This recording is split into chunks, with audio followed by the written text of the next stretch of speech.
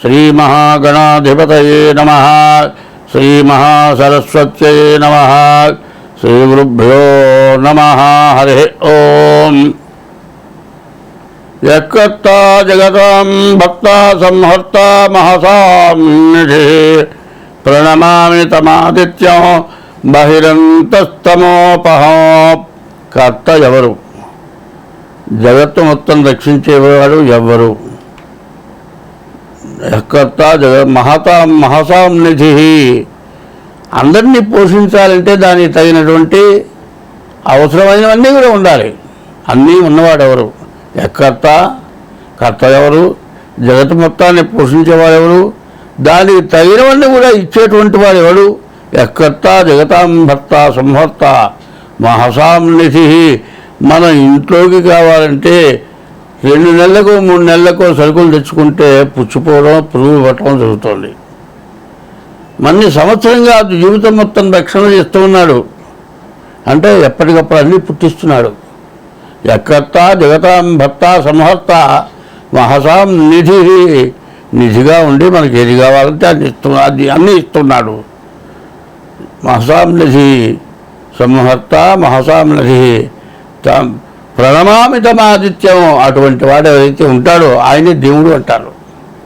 ఆయనకి మనస్ఫూర్తిగా 2 చేతులు ఎత్తి నమస్కారం చేస్తూ ఉన్నాను.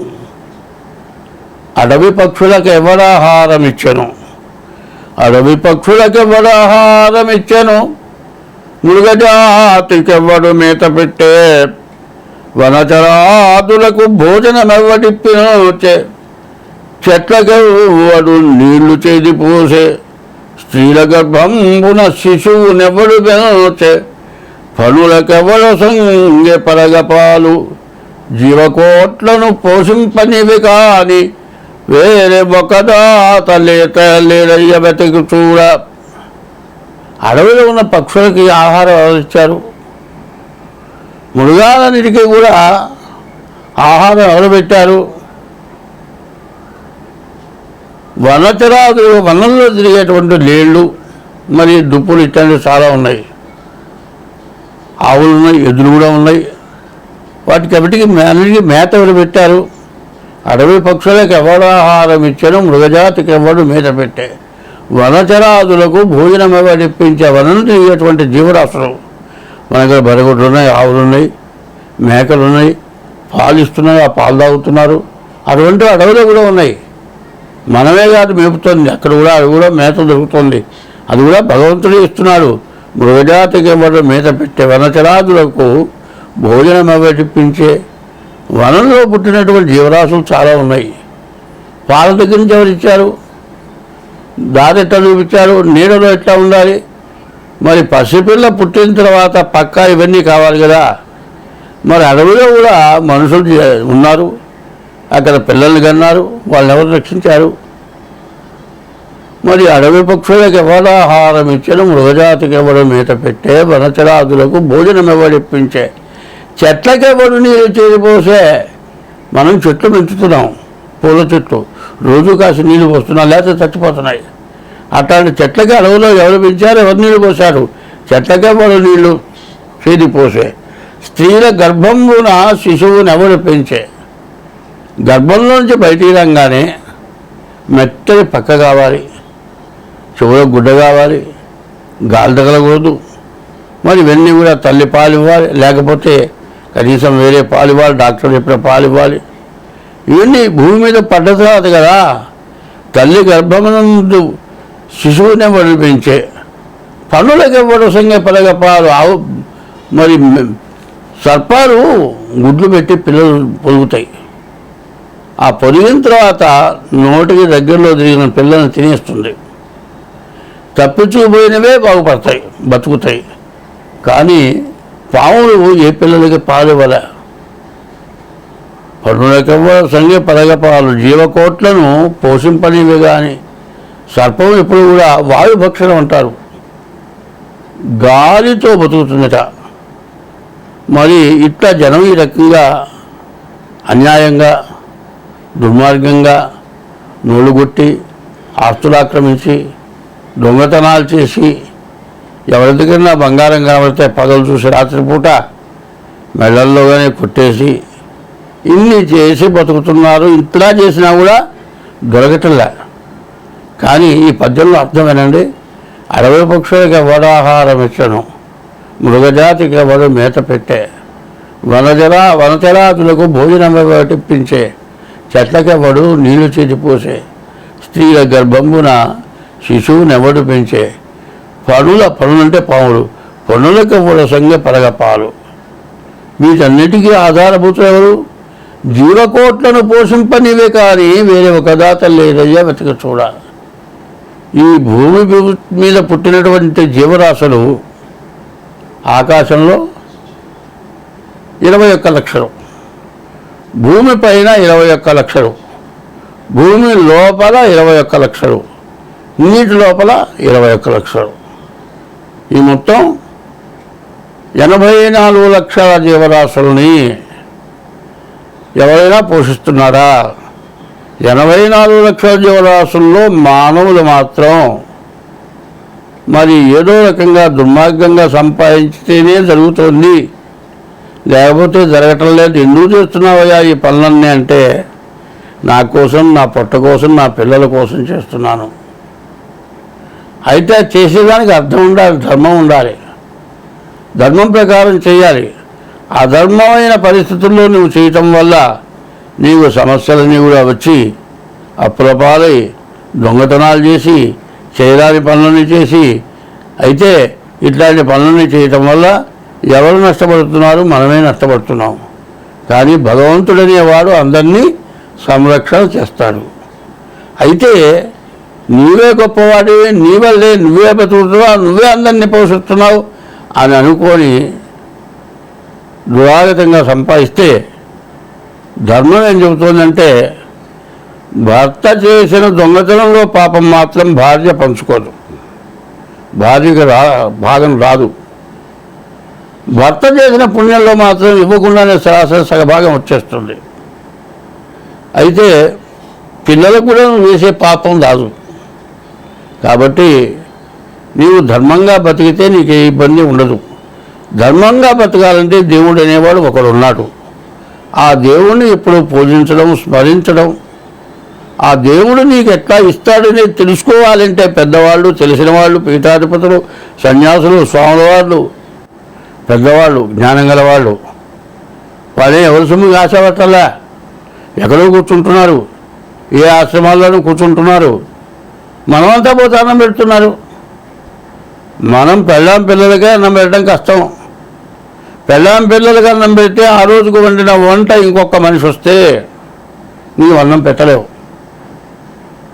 మరి ఆ పీఠాధిపతులు, సన్యాసులు వీళ్ళంతా ఎట్లా పెడుతున్నారు? ఆ భగవంతుడు వాళ్ళకి ఇస్తున్నాడు. భగవంతుడికి వాళ్ళకి పెద్ద తేడా లేదు. అటువంటి సత్కర్మలు, మంచి పనులు చేస్తే నీవు ఇట్లాంటి జ్యోతిష్యంతో అవసరం లేదు. జ్యోతిష్యం చెప్పించుకున్నప్పుడు నీవు ఏమి తప్పు చేశావని తెలుసుకొని అటువంటి తప్పు చేయకుండా నీవు ఎప్పుడు కూడా మంచి మార్గంలో నడిస్తే నీకు ఎప్పుడూ ఎటువంటి సమస్య, ఇబ్బంది, కష్టము రాదు. వచ్చే జన్మ ఇంతకంటే మంచి జన్మ వస్తుంది. స్వస్తి. 2025వ సంవత్సరం మే నెల తులారాశి ఫలితాలు. ఈ తులారాశికి సరిగా చెప్పాలంటే శని బాగున్నాడు. తర్వాత గురువు కూడా బాగున్నాడు. ఈ రాశి వాళ్ళకి చాలా బాగున్నదని చెప్పాలి. శుక్రుడు కూడా బాగున్నాడు. శుక్రుడు బాగలేదు. శుక్రుడు భృగు షట్క దోషం. ఈ నెలలో పెళ్లి చేసుకున్న వాళ్ళకి చాలా ఇబ్బందులు, సమస్యలు వస్తాయి. చేసుకోవాలంటే జాతకం చూసి చూసుకోవాలి. ఈ రాశి వాళ్ళకి బుధుడు, కుజుడు, కేతువు, శని బాగున్నారు. అంటే 4 గ్రహాలు బాగున్నాయి, 4 గ్రహాలు బాగాలేవు. శని 6ంట ఉండటం చాలా విశేషం. చాలా బలమైనటువంటి రోజులు. కేతు 11ంట ఉన్నాడు, ఇది ఇంకా బలమైన రోజులు. ఈ రోజుల్లో మీరు కాని పని ఏదైనా ఉంటే ఖచ్చితంగా అవుతుంది. అయితే మాత్రం నిఖరం చెబుతూ ఉన్నాను, శని చాలా మంచివాడు. శని మాత్రం సరిగా ఎవరికీ అపకారం చేయడు. ఎవరికి అపకారం చేస్తాడంటే తప్పు చేసిన వాడికి తప్పితే రెండో వాడికి అపకారం చేయడు. ఇవాళ నీ మంచి టైంలో నీవు ఏదైనా చెడు పని చేస్తే మాత్రం నువ్వు బయట పడవు, అది మాత్రం గుర్తుపెట్టుకోవాలి. తర్వాత ఎప్పుడు కూడా ఎట్లా ఉంటుందంటే బ్యాంకులో నుండి మనకు ఒకసారి నాకే ఒకసారి జరిగింది. అప్పుడు 50 రూపాయల అకౌంట్కి ఒక 600 రూపాయలు కావాలని కట్టా సేవింగ్స్ అకౌంట్లో. అది అట్లాగే పడింది. పాత చిత్తుకాల పుస్తకంలో ఆ అకౌంట్ బుక్ పడింది. దాదాపు 8 సంవత్సరాలకో 9 సంవత్సరాలకో ఆ అకౌంట్ బుక్ కనపడదు. అది 600 తీసుకోలేదురా, 550 రూపాయలు నా డబ్బులే బ్యాంకులో ఉన్నాయని పోతే ఎంతో వచ్చిందో గుర్తులేదు కానండి, చాలా డబ్బులు వచ్చినాయి నాకు. ఆ బ్యాంకులో వేసి మర్చిపోయిన డబ్బులు అంత ఉపయోగపడ్డాయి. అట్లాగే ఈ టైంలో నీవు చేసిన పుణ్యం, నీవు తెలియకుండా చేసిన పుణ్యమైనా సరే, ఈ పుణ్యం చేశాను నాకు ఇది కావాలని కోరకపోయినా సరే ఆ సత్ఫలితం నీకు వస్తుంది. చాలామంది ఏం చేస్తారు, లోకుల్ని ముచ్చుదారు కాజేస్తారు, ఎన్నో పుణ్యాలు చేస్తారు. వాడి పెళ్ళి అవుతుంది, భార్య ఉంటుంది, ఇంకో దాన్ని తగులుకుంటాడు, దాని కాపురం పోతుంది. మరి పెళ్ళాన్ని వదిలేస్తాడు, ఆమె ఇంకో పెళ్లి చేసుకుంటుంది. మీ ఇద్దరికి పెట్టిన పిల్లలు ఉన్నారు, నీ దాన్ని నువ్వు దాంతో ఉంటావు. నీ భార్య ఇంకొని పెళ్లి చేసుకుని వాడితో ఉంటుంది. ఈ పిల్లలు అనాథలు అవుతారు. ముసలాలు బతికున్నంత కాలం పిల్లలను చూస్తారు మానవ సంతానం మీద ప్రేమతో. వాళ్ళు మైనార్టీ దారికి వచ్చేంతవరకు బతకలేదుగా. మధ్యలో కనుక వాళ్ళు పోతే, ఈ పిల్లలు అనాథలైపోతే, ఎవరి పిల్లలు అంటే నీ పేరే చెబుతారు. బలవాడి పిల్లలు ఇట్లా అయినారు, ఇటు యాదవా, ఇంకో దారి పెట్టుకున్నారని తిడతారు. ఈ పాపం ఎంత పాపమో చూడండి. నువ్వు పిల్లల్ని కన్న తర్వాత బాధ్యత ఉండద్దండి. మరి మంచి డ్రెస్ కొనుక్కున్నావు, చక్కగా ఉతుకున్నావు, ఆరేసుకున్నావు, దాన్ని మర్చిపోతే ఎవరు తప్పు? అది కింద మట్టి వేళ్ళలో పడిపోతే పనికి రాకుండా పోతుంది కొత్త చొక్కానే. అట్లాగే నీవు చేసిన పుణ్యం అనేది ఉంటే, ఈ 6వ రాశిలో శని ఉన్నప్పుడు నీకు చాలా మేలు జరుగుతుంది. కేతు 11 మంచి పుణ్యకార్యాలు చేయడానికి అవకాశం పూర్తిగా బాగుంది. బుధుడు బాగున్నాడు, వ్యాపారం సాగుతుంది. కానీ ఇప్పుడున్న పరిస్థితుల్లో శుక్రుడు భృగు షట్క దోషం వారింట ఎవరో మహాతల్లి దొరుకుతుంది, ఆమె బాగా అందంగా కనపడుతుంది, ఇంతకంటే గొప్ప పెళ్ళం నా పెళ్ళం కాదనిపిస్తుంది, ఆమె బాగా మాట్లాడుతుంది, నిన్న వదిలిపెట్టదు, ఎక్కడ కనపడ్డా నీకోసం చూస్తుంది. నీవు దానిలో నీకు అబ్బో నా కోసం చూస్తుంది అనుకుంటావు.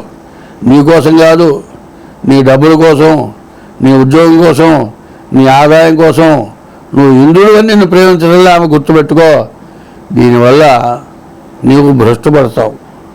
ఈ రాశిలో భృగు షట్క దోషం పెద్ద దోషం కాదండి. పెళ్లి కాని వాళ్ళు ఏదైనా సరే సొంత నిర్ణయం, ప్రేమించాం, పెళ్లి చేసుకుంటాం, పెద్దవాళ్ళు చెబితే వినం, మీరు గట్టిగా మాట్లాడితే చేస్తాం అని చేసుకుంటే కూడా ఆ దోగత పడుతుంది.